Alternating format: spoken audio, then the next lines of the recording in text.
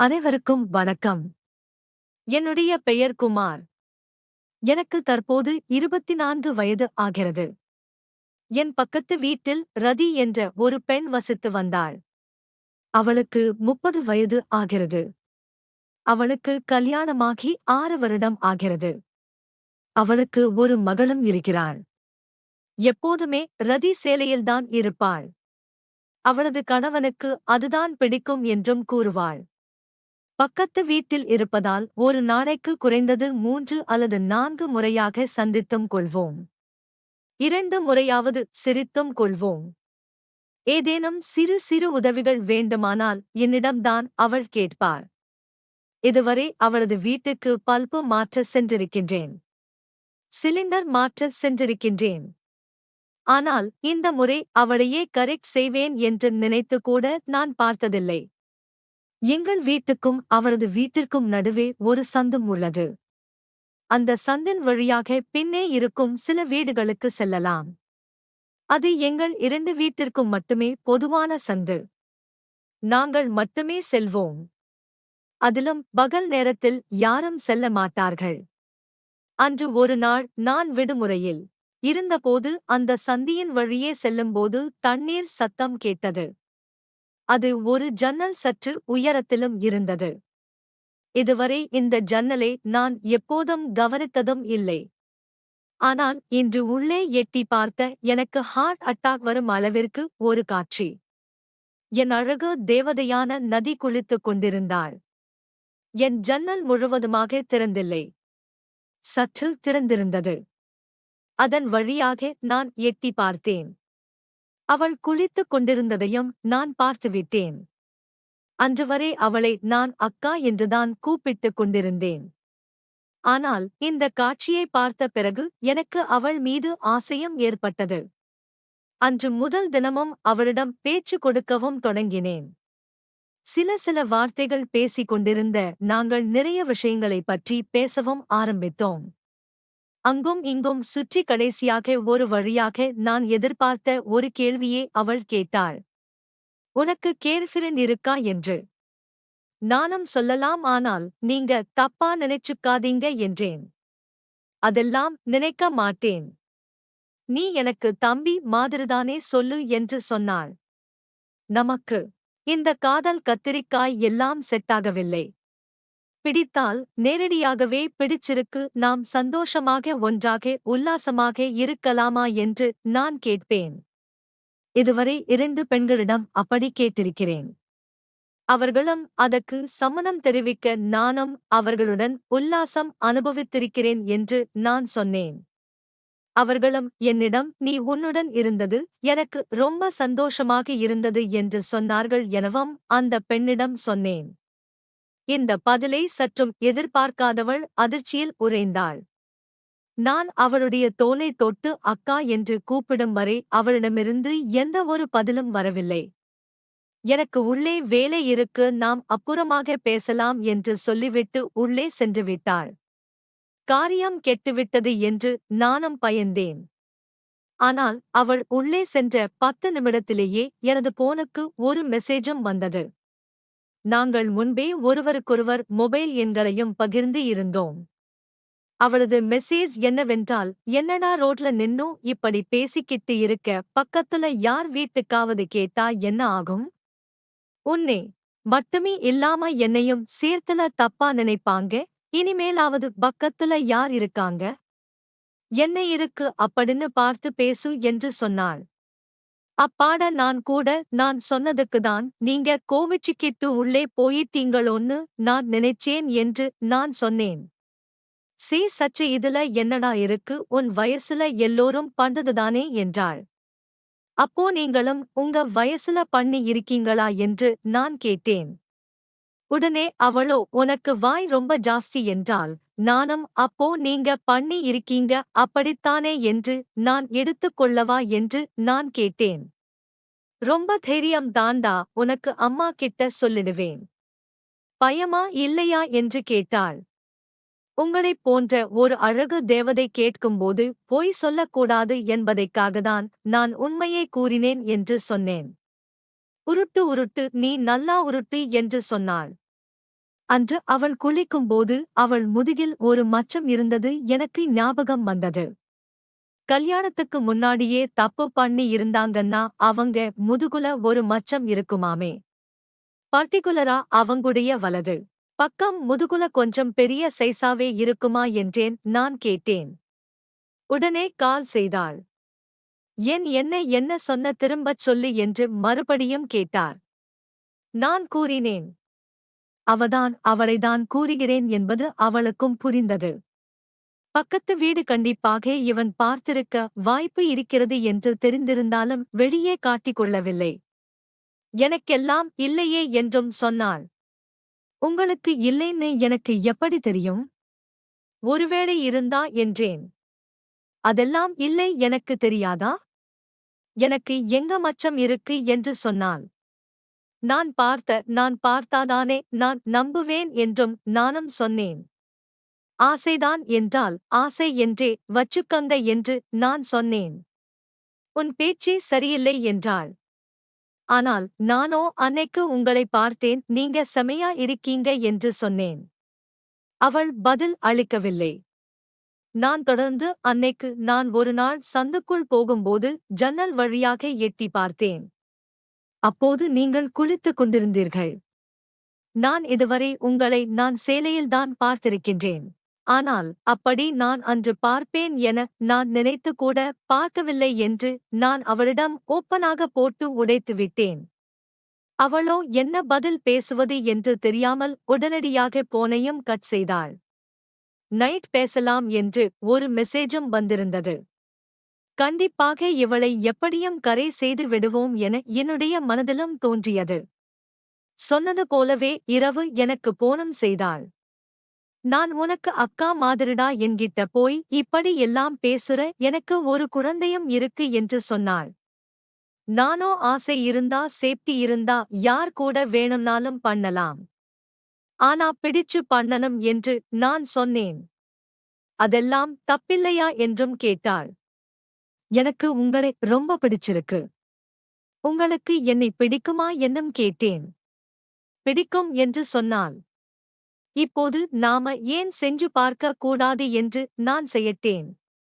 நீ ஏதேதோ பேசி என் மனசை மாத்தடி ட்ரை பண்றடா என்று சொன்னால் எனக்கு நிஜமாவே உங்களை பிடிச்சிருக்கு. உங்க மேல ரொம்ப ஆசையாவும் இருக்கு என்று நான் சொன்னேன். யாருக்கும் தெரியாம பார்த்துக்கலாம். நல்லா யோசிச்சு நாளைக்கு சொல்லுங்க. நான் லீவு போட்டு வீட்ல தான் இருப்பேன் என்று நான் சொன்னேன். அவ்வளவு நாளைக்கு வேணாம்டா, எனக்கு பீரியட்ஸ் என்றால் மடிந்துவிட்டால் என்பது சந்தேகத்திற்கு இடமில்லாமல் நிரூபணமானது. சரி, அப்போ என்னைக்கு வச்சுக்கலாம் என்றேன். ஏன் இன்னும் நான் ஓகேவே சொல்லல என்றால். நீங்க ஓகே மட்டும் சொல்லுங்க, எனக்கு ஓகேதான். பீரியட்ஸா இருந்தாலும் பரவாயில்லை என்று நான் சொன்னேன். எனக்குள் இருக்காதுடா, ஒரு 2 நாள் வெயிட் பண்ணு, நானே சொல்றேன் என்று சொன்னாள். இந்த 2 நாளுக்குள் சாதாரண காலில் பேசிக் கொண்டிருந்த நாங்கள் ஒருவருக்கொருவர் வீடியோ காலில் நிர்வாணமாக பேசிக்கொள்ளவும் ஆரம்பித்தோம். ஒரு வழியாக 2-3 நாட்களுக்குப் பிறகு காலை 10 மணிக்கு மேல என் வீட்டுக்குள் வந்துவிடு என்று எனக்கு மெசேஜும் வந்தது. நான் 10:30 மணி முதல் வாசலிலே குட்டி போட்ட பூனையாகவே சுத்திக் கொண்டிருந்தேன். சரியாக 10:50 மணிக்கு அவரது வீட்டு கதவு திறந்தது. அடுத்த நிமிடமே என்னுடைய போனும் ஒலித்தது. நான் கதவு திறந்து வச்சிட்டேன். சீக்கிரமா உள்ளே வாடா என்று சொன்னாள். நானும் உள்ளே சென்றேன். அவசரம் தாங்காமல் அவளை கட்டி அணைத்து இருக்க பிடித்து அவளுக்கு முத்தம் கொடுக்க முயற்சி செய்தேன். ஆனால் அவளோ என்னை தடுத்து டேய் காஞ்சமாடு கம்பள பாஞ்சம் மாதிரி வாயாதடா, கொஞ்சம் மெதுவாவே நிதானமா பண்ணு என்று சொன்னாள். என்னை விட அவள்தான் நல்ல பிளான் பண்ணி இருக்காள் என்று எனக்கும் புரிந்து கொண்டது. இந்த விஷயம் வெளியே தெரிஞ்சா மானமே போயிடும்டா, யாருக்கும் தெரியாம பார்த்துக்கடா, எப்பெல்லாம் சான்ஸ் கிடைக்குதோ அப்பெல்லாம் கண்டிப்பா அவனை நான் கூப்பிடுறேன் என்று சொன்னாள். அவள் தலைமேல் அடித்து சத்தியமும் செய்தேன். அதன் பிறகுதான் நாங்கள் இருவரும் உல்லாசமாக இருக்கவும் ஆரம்பித்தோம். அதன் பிறகு அவள் சொன்னது போலவே எப்போதெல்லாம் சான்ஸ் கிடைக்கிறதோ அப்போதெல்லாம் என்னையும் அழைத்தாள். நானும் அவளுக்கு கொடுத்த சத்தியத்தையும் காப்பாற்றினேன். எங்கள் இருவருக்கும் இடையான இந்த உறவை பற்றி நான் யாரிடமும் சொல்லவில்லை. எங்களுடைய தகாத உறவும் தொடர்ந்தது.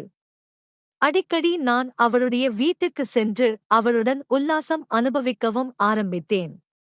உல்லாசம் இருக்கும் நேரங்கள் போக மீதி நேரங்களில் எல்லாம் நானும் அவளும் அடிக்கடி பேசி பழகவும் ஆரம்பித்தோம். அடிக்கடி நாங்கள் ஆடை இல்லாமலும் வீடியோ காலில் பேசிக்கொண்டும் இருந்தோம். இப்படியே எங்களுடைய கள்ளக்காதலும் தொடர்ந்து வந்தது. ஆனால் இவளுடைய நடவடிக்கை நாளுக்கு நாள் முற்றிலுமாக மாறியது. அவனுடைய கணவனுக்கு சந்தேகத்தையும் ஏற்படுத்தியது.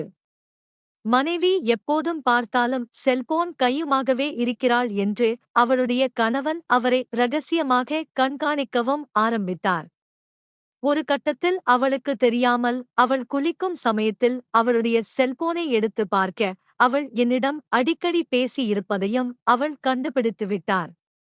அதன் பிறகு இது குறித்து ரதியிடம் கேட்க அவளோ எனக்கு சில உதவிகள் தேவைப்பட்டதால் அவனுக்கு நான் கால் செய்தேன். மற்றபடி எதுவும் இல்லை என்று சொல்லி சமாளிக்கவும் செய்தாள். ஆனால் அவருடைய கணவனுக்கு எங்கள் இருவர் மீதும் சந்தேகமும் அதிகமானது. அதனால் அவர் அடிக்கடி வேலைக்கு சென்றாலும் கூட திடீரென போனும் செய்வாள். அந்த சமயங்களில் எல்லாம் நாங்கள் பேச முடியாமலும் தவிர்த்து வந்தோம். இப்படி அவர் எங்களுக்கு பல வகைகளில் இடையூறையும் ஏற்படுத்திக் கொண்டிருந்தார். திடீரென வீட்டுக்கும் வருவார். இதனால் நாங்கள் இருவரும் உல்லாசமாக இருக்க முடியாமலும் போனது. நாங்கள் அடிக்கடி சந்தோஷமாக உல்லாசம் அனுபவித்துக் கொண்டிருந்தோம். இப்படி திடீரென ததி மீது அவருடைய கணவனுக்கு சந்தேகம் ஏற்பட அவள் அவரை இரகசியமாக கண்காணித்துக் கொண்டிருக்கிறார் என்பதையும் ரதி கண்டுபிடித்துவிட்டார். இதனால் எங்களுடைய தகாதரவுக்கு இது பெரிய இடையூறாக இருந்தது. இதனால் ரதி தன்னுடைய கணவனையே கொலை செய்யவும் முடிவு செய்தாள். இது குறித்து அவள் என்னிடமும் சொன்னாள். என்னுடைய கணவன் எனக்கு 2 கோடி ரூபாய்க்கு இன்சூரன்ஸ் போட்டிருக்கிறார். அதனால் அவர் இறந்த பிறகு அந்த பணம் எனக்கு கிடைக்கும். அதனால் எனக்கு பண பிரச்சனையும் இருக்காது. ஆனால் உன்னை பிரிந்து என்னால் இருக்க முடியவில்லை. அதனால் என்னுடைய கணவனை கொலை செய்து விடலாம் எனவும் கூறினாள். நானும் அதற்கு சம்மதம் தெரிவித்தேன். அதே சமயம் அவரை எப்படி கொலை செய்தால் நாம் மாட்டிக்கொள்ள மாட்டோம் எனவும் நாங்கள் இருவரும் திட்டமிட்டோம். அவருக்கு மது குடிக்கும் பழக்கமும் கிடையாது. அதனால் அவரை எப்படி கொலை செய்யலாம் எனவும் யோசித்தோம். அப்போதுதான் ரதி சொன்னாள், என்னுடைய கணவனை கொலை செய்துவிட்டு அவர் மாரடைப்பால் இறந்துவிட்டார் என நாம் நாடகம் ஆடலாம். அவரை கொலை செய்யும் போது அவருடைய உடலில் எந்தவிதமான காயமும் இருக்கக்கூடாது. நாம் கச்சிதமாக திட்டமிட்டு கொலை செய்ய வேண்டும். நாம் இருவரும் சேர்ந்து இந்த கொலையை செய்ய முடியாது. உன்னுடைய நண்பர்களையும் இதற்கு கூட்டு சேர்த்துக்கொள் அல்லது கூலிப்படையே இதற்காக நீ ஏற்பாடு செய், அந்த செலவையும் நான் ஏற்றுக்கொள்கிறேன். நாம் இருவரும் மட்டுமே கொலை செய்தால் கண்டிப்பாக நாம் மாட்டிக்கொள்வோம் என்று கூறினாள். அதன் பிறகு நான் நண்பர்களை ஏற்பாடு செய்யலாமா எனவும் நினைத்தேன். ஆனால் நண்பர்களுக்கு இந்த விஷயம் தெரிந்தால் அவர்களும் ஒருவேளை ரதியின் மீது ஆசைப்பட்டு அவர்களுடனும் உல்லாசமாக இருக்க வேண்டும் எனக் கேட்டுவிட்டால் என்ன செய்வது? என்னுடைய ரதியை நான் பறி கொடுக்க நான் விரும்பவில்லை. அதனால் என்னுடைய நண்பர்களை நான் இதில் கூட்டி சேர்க்கவும் விரும்பவில்லை. அதன் பிறகு இதற்கு கூலிப்படையை தான் தயார் செய்ய வேண்டும் என நினைத்து நான் கூலிப்படையை சேர்ந்த இருவரை போய் சந்தித்தேன். அவர்கள் ரதியின் கணவனை கொலை செய்ய 5 லட்சம் ரூபாய் கேட்டார்கள். இது குறித்து நான் ரதியிடமும் தெரிவித்தேன். 5 லட்சம் என்ன 10 லட்சம் கூட தருகிறேன். என் கணவனின் கதையை நல்லபடியாக முடித்தாலே போதும் எனவும் கூறினாள். நானும் அதற்கு சம்மதம் தெரிவித்தேன். அதனால் நான் சம்பவத்தன்று ரதியின் கணவனை கொலை செய்ய கூலிப்படையை சேர்ந்த இருவரை நான் முன்கூட்டியே என்னுடைய வீட்டுக்கு வரவழைத்தும் இருந்தேன். அந்த சமயத்தில் என்னுடைய வீட்டில் யாருமே இல்லை.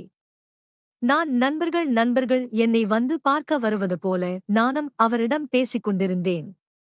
இரவு நேரங்களில்தான் ரதியின் கணவர் வீட்டுக்கு வருவார். வேலையை முடித்துவிட்டு வரும்போது வந்தவர் உடனடியாக குளித்துவிட்டுதான் சாப்பிடவும் செய்வார்.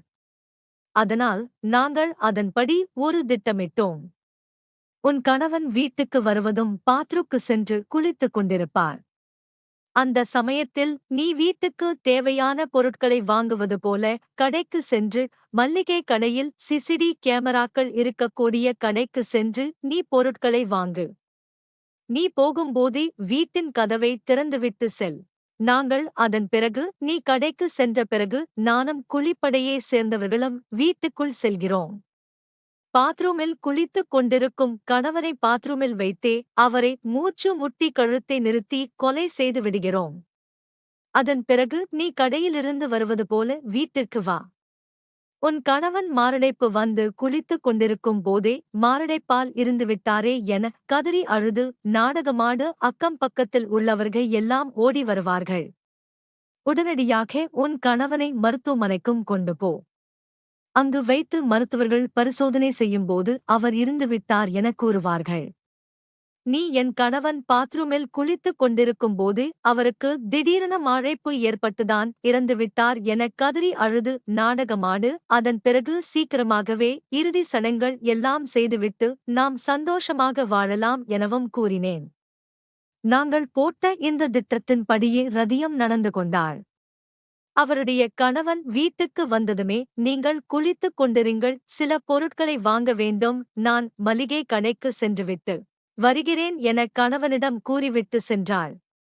அதேபோல கதவையும் திறந்துவிட்டே சென்றார். அவர் வெளியே சென்றதுமே நாங்கள் வீட்டுக்குள் சென்றோம்.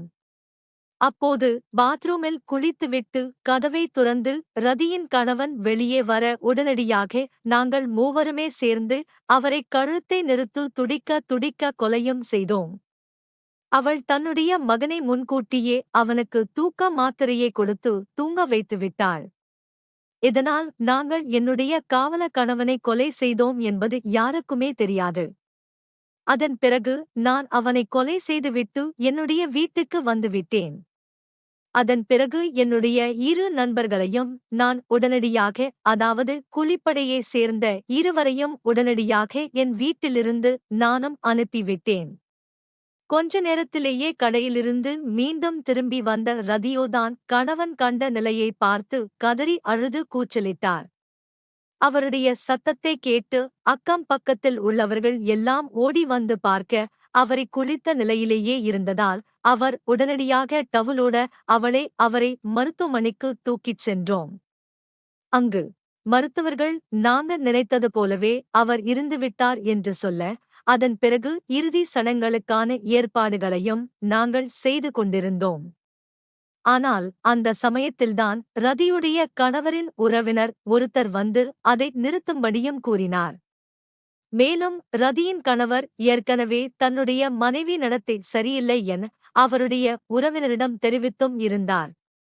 திடீரென அவர் இறந்தது அவருக்கு அதிர்ச்சியை ஏற்படுத்தியதால் அவர் வந்து ரதியின் கணவரின் உடலையும் பரிசோதனை செய்தார்.